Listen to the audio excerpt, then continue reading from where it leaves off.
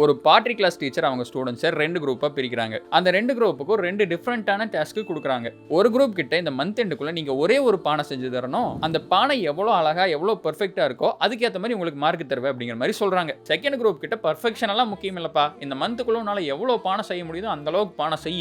நீ எவ்வளோ அதிகமா பானை செய்றியோ அவ்வளோ அதிகமா உனக்கு நான் மார்க் கொடுப்பேன் அப்படிங்கிற மாதிரி சொல்லியிருக்காங்க. ஒரு மாசம் போகுது. 2 குரூப்பும் அவங்க செஞ்ச பானைகளை கொண்டு வந்து டீச்சர் கிட்ட காட்டுறாங்க. அந்த 2 குரூப் செஞ்ச பானையில யார் செஞ்ச பானை நல்லா இருந்திருக்கும்னு நினைக்கிறீங்க? குவாலிட்டி பார்த்த குரூப் ஏவா இல்ல குவான்டிட்டி பார்த்த குரூப் பியா? அந்த ஆன்சர் இஸ் குரூப் பி.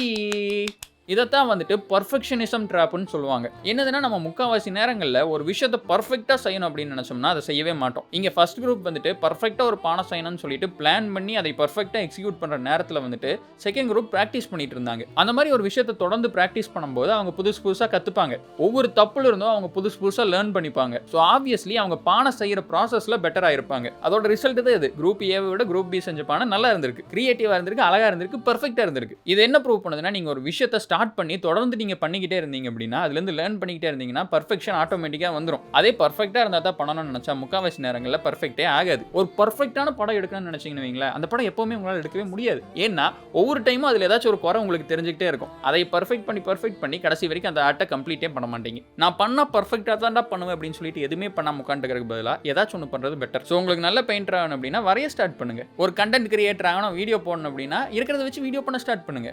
ஐயோ கிரிஞ்சா இருக்கும், பார்க்குறவன் என்ன நினச்சிருவா அப்படின்னாலாம் நினச்சிக்கிட்டு பர்ஃபெக்டாக தான் பண்ணணும்னு நினச்சிட்டு இருந்தீங்கன்னா நீங்கள் ஸ்டார்ட்டே பண்ண மாட்டீங்க. எல்லாரோட ஃபர்ஸ்ட் வீடியோ பார்த்தாலும் கிரிஞ்சாக தான் இருக்கும்.